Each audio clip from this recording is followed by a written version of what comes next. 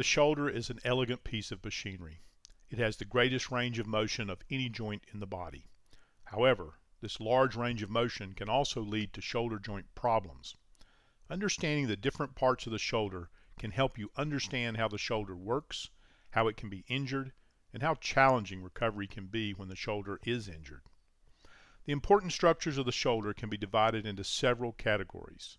These include bones, joints, ligaments, tendons, muscles, nerves, blood vessels, and bursa. The bones of the shoulder are the humerus, or the upper arm bone, the scapula, or the shoulder blade, and the clavicle, or the collarbone. The roof of the shoulder is formed by a part of the scapula called the acromion. There are actually 4 joints that make up the shoulder. The main shoulder joint, called the glenohumeral joint, is formed where the ball of the humerus fits into a shallow socket on the scapula. This shallow socket is called the glenoid. The acromioclavicular, or AC joint, is where the clavicle meets the acromion. The sternoclavicular, or SC joint, supports the connection of the arms and shoulders to the main skeleton on the front of the chest. A false joint is formed where the shoulder blade glides against the rib cage. This joint, called the scapulothoracic joint, is important because it requires that the muscles surrounding the shoulder blade work together to keep the socket properly aligned during shoulder movement. Articular cartilage is the material that covers the ends of the bones of any synovial joint. Articular cartilage is about 1/4 of an inch thick in most large weight-bearing joints. It is a bit thinner in joints such as the shoulder, which don't normally support weight. Articular cartilage has a rubbery consistency. It is very slippery, which allows the joint surfaces to slide against one another with very little friction.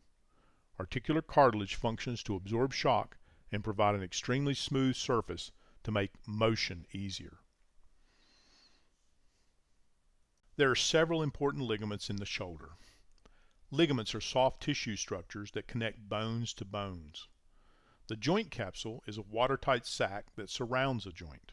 In the shoulder, the joint capsule is formed by a group of ligaments that connect the humerus to the glenoid.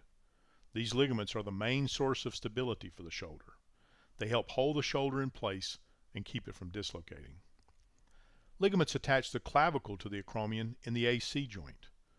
2 ligaments connect the clavicle to the scapula by attaching to the coracoid process, a bony knob that sticks out of the scapula in the front of the shoulder. A special type of ligament forms a unique structure inside the shoulder called the labrum. The labrum is attached almost completely around the edge of the glenoid. When viewed in cross-section, the labrum is wedge-shaped. The wedge shape and the way the labrum is attached create an elevated rim around the glenoid socket. This is important because the glenoid socket is so flat and shallow that the ball of the humerus does not fit tightly. The labrum creates a deeper cup for the ball of the humerus to fit into. The labrum is also where the biceps tendon attaches to the glenoid. Tendons are much like ligaments, except that tendons attach muscles to bones. Muscles move the bones by pulling on the tendons. The biceps tendon runs from the biceps muscle across the front of the shoulder to the glenoid. At the very top of the glenoid, the biceps tendon attaches to the bone and actually becomes part of the labrum. This connection can be a source of problems when the biceps tendon is damaged and pulls away from its attachment to the glenoid. 4 tendons connect the deepest layer of muscles, the rotator cuff muscles, to the humerus. Just before these muscles attach to the upper end of the humerus, they join together to form a single tendon called the rotator cuff. The rotator cuff muscles lie just outside the shoulder joint.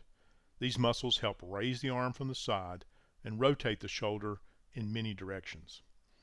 The rotator cuff muscles and tendons also help keep the shoulder joint stable by contracting and holding the humeral head tightly in the glenoid socket as the humerus moves. The large deltoid muscle forms the outer layer of shoulder muscle.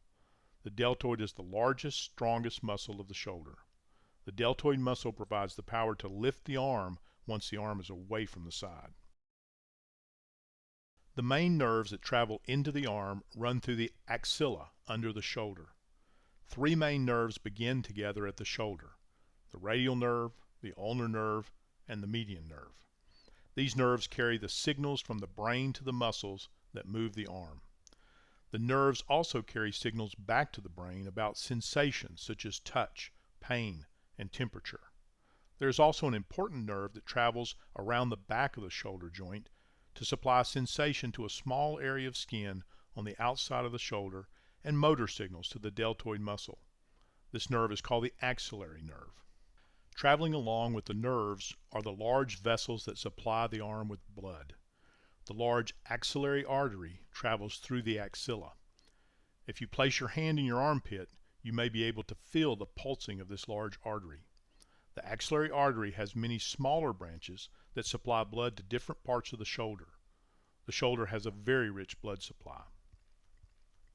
Sandwiched between the rotator cuff tendons and the deltoid muscle are structures known as bursa. Bursa are everywhere in the body. They are found wherever two body parts move against one another and there is no joint to reduce the friction. A bursa is simply a watertight sac between two moving surfaces that contains a small amount of lubricating fluid.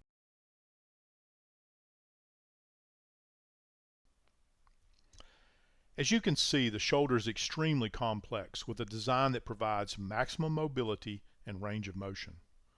Besides big lifting jobs, the shoulder joint is also responsible for getting the hand in the right position for any function. When you realize all the different ways and positions we use our hands every day, it is easy to understand how hard daily life can be when the shoulder isn't working well.